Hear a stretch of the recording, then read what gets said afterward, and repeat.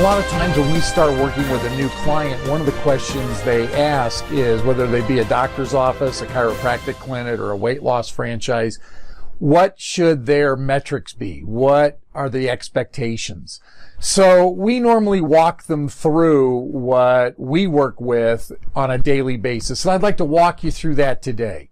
First of all, we work with over 150 physicians' practices, chiropractic clinics, and weight loss franchises that operate a weight loss clinic or an obesity management program within their practice or clinic. That totals, if you added up all the revenue that's generated from that, it's somewhere, this year it'll probably top $70 million. So in looking at the total amount that is generated on a regular basis, we're able to see a lot of instances, and it is spread across in total when you count some of the non-US based locations we work with. It counts, I think in total 7 or 8 different time zones.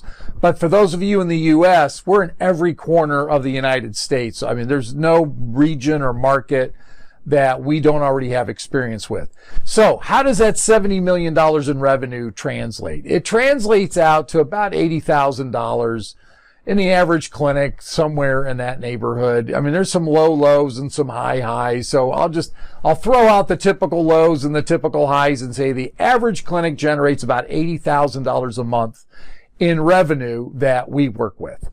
And from that revenue, about 80% of the 80,000 is program sales, 20% is product sales. And a quick note, product sales are representing less and less of that total amount every day for 2 reasons.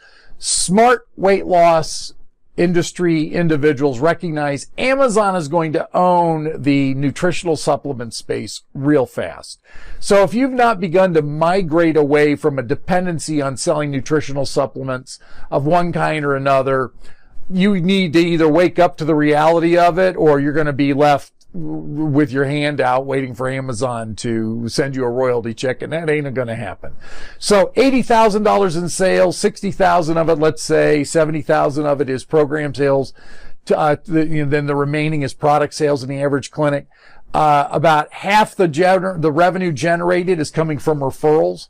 Of the half that's not being generated from referrals, there's an advertising budget that represents about, on a high, 15%, on a low, 10% of total sales.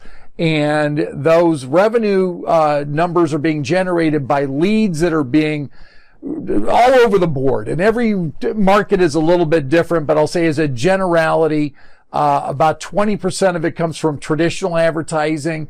80% of it is now coming from some sort of non-traditional.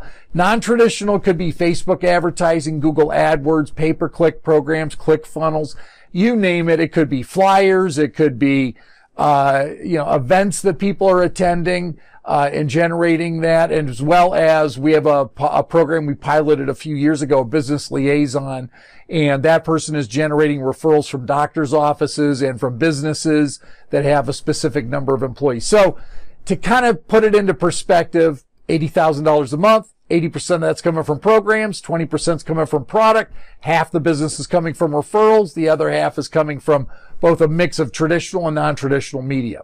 Now, what do the show rates and close rates and average program prices look like? Average show rates are somewhere a little bit north of 50%. Average close rates are somewhere, they hug about the 75%. You can really only expect an 80% close rate on a high end. If you're closing more than that, it's because you're not aggressively marketing. So we always crack up when people say, oh, if we can see them, we can sell them. Yeah, that's because you're not aggressively advertising and marketing. You're getting people that already made up their mind when they walked in the door.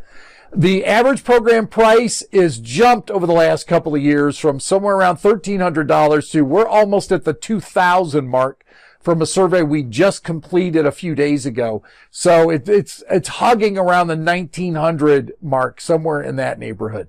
So if your numbers are skewed, they're not, you may be matching some of those numbers, you may be off from others.